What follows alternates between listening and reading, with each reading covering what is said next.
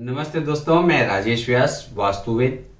वास्तु के साथ साथ मैं आपको कुछ ऐसी रोचक जानकारी देता हूं जो आपके लिए बहुत ही महत्वपूर्ण होती है। दोस्तों, आज बात करते हैं पंचकों के लिए। दोस्तों, पंचक क्या होते हैं और पंचक कैसे हमारे जीवन पर कैसे प्रभाव डालते हैं?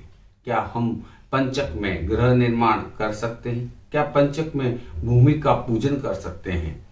पंचकों का क्या रहस्य है? आज इस वीडियो के अंदर मैं वो सारी बात बताता हूं।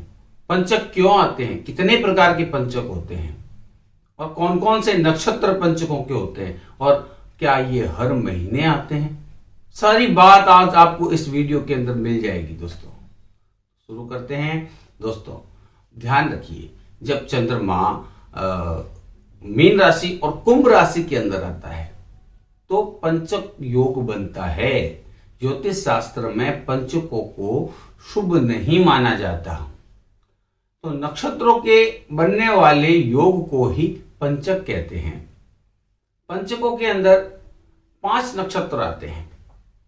पहला नक्षत्र है धनिष्ठा, दूसरा है शतभिषा, पूर्व भाद्रपद, उत्तर भाद्रपद और रेवती नक्षत्र। ये 5 नक्षत्र पंचकों के नक्षत्र ही माने जाते हैं।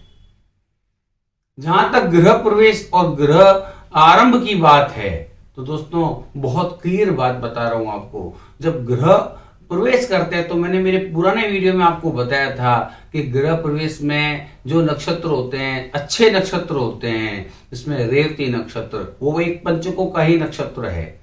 मृगशिरा नक्षत्र, रोहिणी नक्षत्र और चित्रा, अनुराधा, उत्तरा फाल्गुनी, उत्तराषाढ़ा और उत्तर भाद्रपद नक्षत्र, ये भी पंचकों के ही 5 नक्षत्रों में से एक नक्षत्र माना जाता है।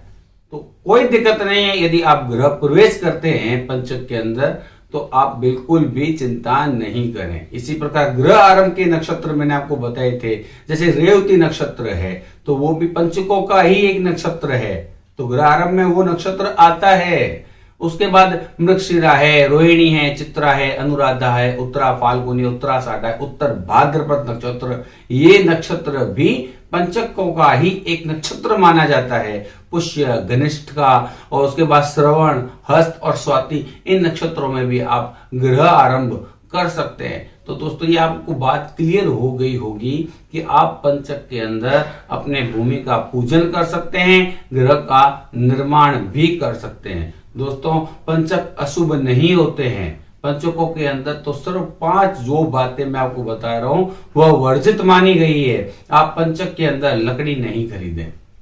पंचक के अंदर आप अपने नया घर का निर्माण कर रहे हैं तो बचने का प्रयास करें हर हालत में कि छत का आप ढलाई, जो छत आप बनवा रहे हैं, चाहे आरसीसी की है और चाहे पट्टी की है, चाहे किसी प्रकार की आप छत बनवा रहे हैं, तो आप वह छत नहीं बनाएं। महीने के अंदर हर महीने 5 नक्षत्र आते हैं।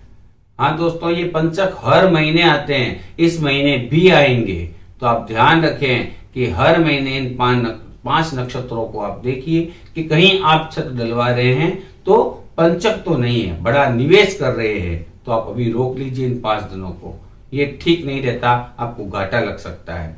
दूसरा, सबसे बड़ी बात, चारपाई या पलंग, आप चारपाई और पलंग बिल्कुल भी नहीं खरीदे इस दिन। यह अच्छा शकुन नहीं होता है। ऐसा माना जाता है कि पंचक में चारपाई या पलंग बनवाने से या लाने से रोग उत्पन्न होता है, तो आप ध्यान रखें। और 5वीं महत्वपूर्ण बात, दक्षिण दिशा की यात्रा भी आप पंचक में नहीं करें। दोस्तों, पंचक जो होते हैं ना 6 प्रकार के होते हैं।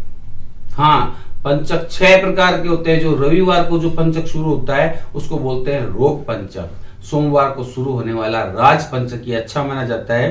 यदि संपत्ति और उसका कोई है मामला है, सरकारी आपको कोई समस्या आ रही है और संपत्ति के संबंधित भी काम करना चाहते हैं तो राज पंचक अच्छे माने जाते हैं। अग्नि पंचक जो मंगलवार को शुरू होते हैं वो अग्नि पंचक कहलाते हैं और मृत्यु पंचक शनिवार को शुरू होते हैं वो मृत्यु पंचक कहलाते हैं। ऐसा माना जाता है कि पंचक में शव का भी संस्कार नहीं किया जाता। चूंकि 5 दिन तक हम शव को रोक नहीं सकते हैं, तो हमारे जो पंडित जी है या आपके जो कुल गुरु है, आप देखते होंगे कि 5 पुतले जलाकर एक विधि होती है, उस प्रकार से शव दाह करते हैं। तो इस बात को ध्यान रखें कि यदि किसी की मृत्यु हो गई है पंचक के अंदर तो इस बात की जानकारी रखें। आप अपने पंडित से पूछ के पंचक शांति भी करवाई जाती है। और 5वां पंचक चोर पंचक या शुक्रवार को शुरू होता है। दोस्तों चोर पंचक के अंदर कभी भी आपको यात्रा करने से बचना चाहिए। छठा बुधवार और गुरुवार को जो पंचक शुरू होते हैं वो दोष मुक्त पंचक कहलाते हैं। इसमें किसी प्रकार का दोष नहीं होता।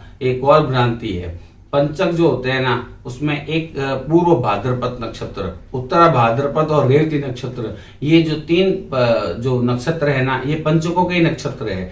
जो यदि रविवार को आते हैं ना तो 28 जो योग बनते हैं ना उसमें से जो 3 शुभ योग होते हैं ना, चर स्थिर प्रवर्त, ये योग इन्हीं नक्षत्रों से बनते हैं। तो ध्यान रखें केवल पंचक अशुभ नहीं होते हैं। पंचकों का ये एक गूढ़ रहस्य है कि उत्तर भाद्रपद स्थिर नक्षत्र संज्ञक माना जाता है। तो आप उत्तर भाद्रपद नक्षत्र के अंदर बीज बो सकते हैं, गृह प्रवेश कर सकते हैं, शांति की पूजा कर सकते हैं, जमीन से जुड़े हुए स्थिर कार्य कर सकते हैं, कोई पूजा पाठ का कार्य कर सकते हैं। इसी प्रकार बाद रेवती नक्षत्र में आप कपड़े का काम कर सकते हैं, व्यापार का काम कर सकते हैं, कोई सी विवाद का निपटारा करना है तो वह भी कर सकते हैं, गहने खरीद सकते हैं। तो दोस्तों आप पंचक के अंदर शुभ काम भी कर सकते हैं। वर्जित काम मैंने आपको बता दिए, वो वर्जित काम आप बिल्कुल ना करें। दोस्तों गृह आरंभ, गृह प्रवेश, इसमें मुहूर्त का